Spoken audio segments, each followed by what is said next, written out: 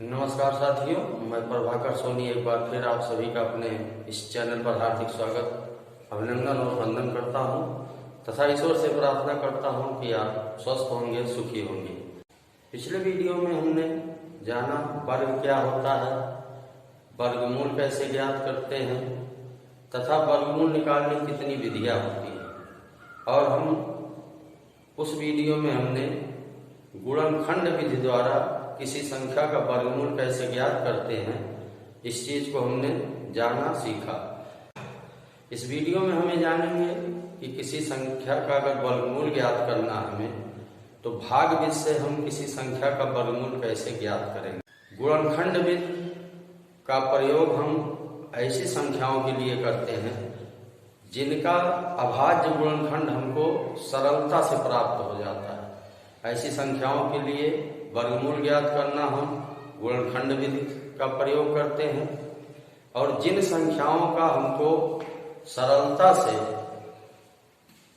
अभाज्य गुणनखंड नहीं प्राप्त होता, उन संख्याओं का वर्गमूल हम मुख्य रूप से भाग विधि द्वारा ज्ञात करते हैं। तो भाग विधि द्वारा किसी संख्या का वर्गमूल कैसे निकालते हैं, उसको निकालने का क्या नियम है, क्या प्रक्रिया है, इन सारी चीजों को मैं आज इस वीडियो में बताऊंगा। बने रहिए और एक एक चीजों को, एक एक नियम को क्रमवार में बताता चलूंगा। आप उसको ध्यान से समझते रहिए और बहुत ही आसानी से आप किसी भी संख्या का वर्गमूल ज्ञात कर सकते हैं भाग विधि द्वारा। तो चलिए शुरू करते हैं बिना किसी देरी के। मैंने यहाँ दो उदाहरण लिया है, 1296 है और ये 1849 है। इन संख्याओं का हम भाग विधि द्वारा वर्गमूल ज्ञात करेंगे। किस तरह से ज्ञात करते हैं, आइए देखते हैं। सर्वप्रथम हम क्या करेंगे, जिस भी संख्या का हमें वर्गमूल ज्ञात करना है उसको लिख लेंगे। इस तरह से हमने लिख लिया 1296। अब क्या करेंगे, एक इस तरह से इसके ऊपर पड़ी रेखा खींच देंगे, एक इस तरह से खड़ी रेखा खींच देंगे। दाहिनी तरफ से दो दो अंकों का जोड़ा बना लेंगे। इस तरह से जोड़ा बन गया। अब हम ये देखेंगे कि सबसे पहला जोड़ा जो हमारा ये है 12। इस 12 में इस सूची से किसका वर्ग ऐसा है कि जिसका जब हम भाग देंगे तो इस 12 से वो कम रहे या तो इतना रहे। तो यहां हम देख रहे हैं इस सूची में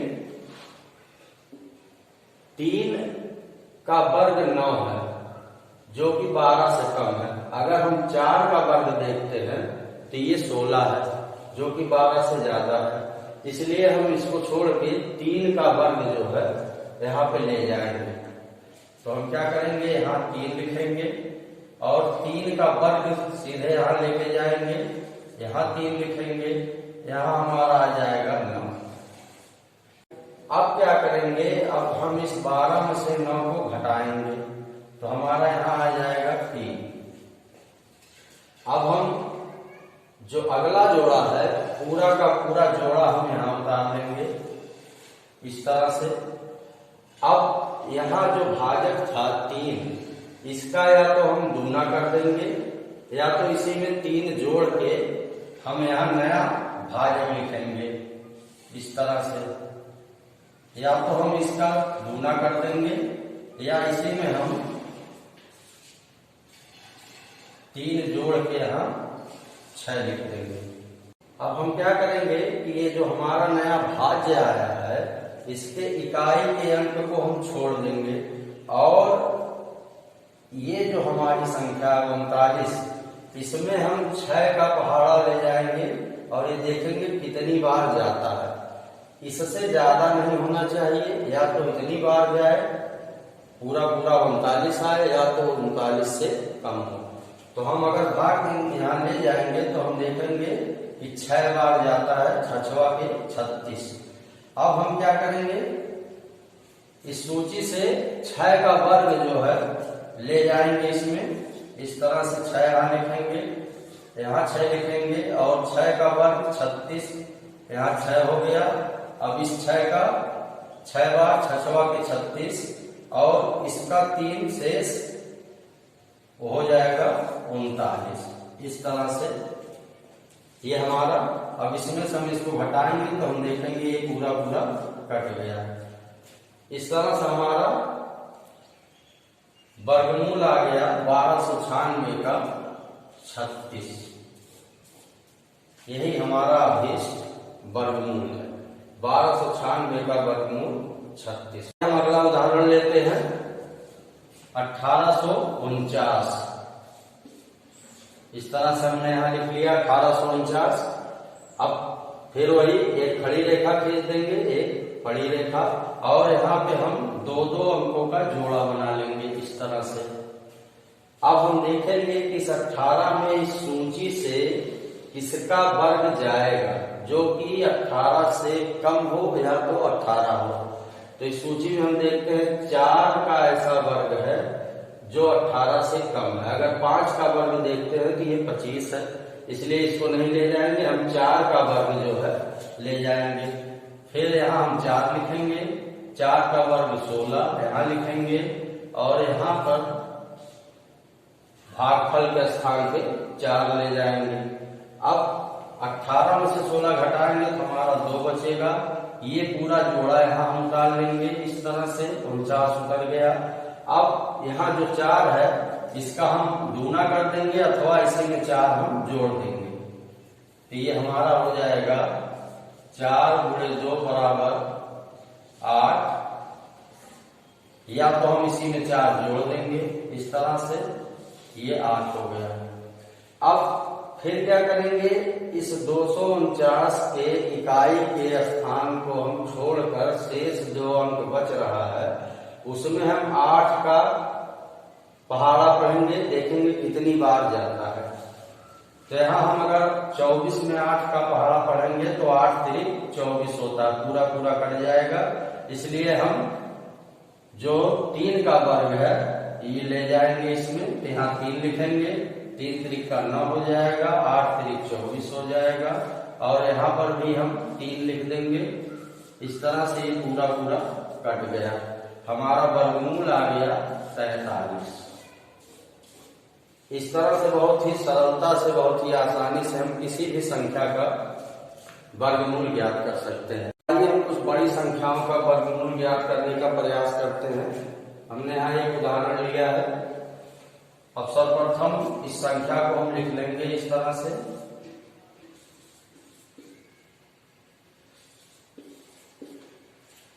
संख्या को लिखने के बाद फिर वही प्रक्रिया करेंगे, एक बड़ी रेखा और एक खड़ी रेखा खींच देंगे। अब 2-2 का जोड़ा बनाएंगे हम इस तरह से।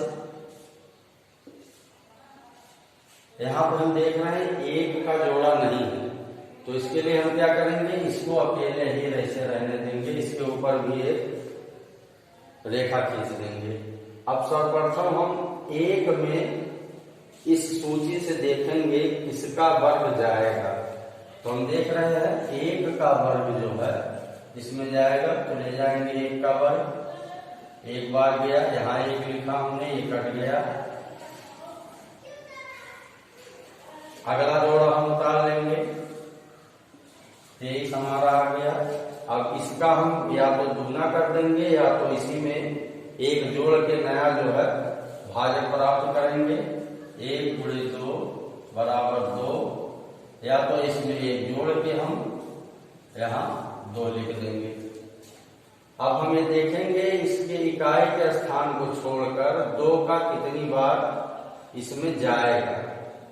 तो हम देख रहे हैं 2 का 1 बार जाएगा, 2 एकम 2, इसलिए एक बार हम यहाँ भी 1 का वर्ग 1 है, इसलिए एक बार ले जाएंगे, तो यहाँ भी 1 हम लिख देंगे, यहाँ हो जाएगा 21। अब फिर हम 23 में से 21 घटाएंगे तो हमारा 2 बचेगा। फिर अगला जोड़ा हम यहाँ उतार लेंगे, हमारा आ जाएगा 43। अब फिर हम यहाँ क्या करेंगे, इसमें एक जोड़ देंगे अथवा हम इसका गुना कर देंगे। ये हो जाएगा हमारा नया भाजक 22। अब फिर हम यहाँ इकाई के अंक को छोड़कर हमें देखेंगे 24 में 22 कितनी बार जाएगा, तो 22 एकम 22 एक बार जाएगा, हमने यहाँ एक लिखा और यहाँ भी एक बार गया 221।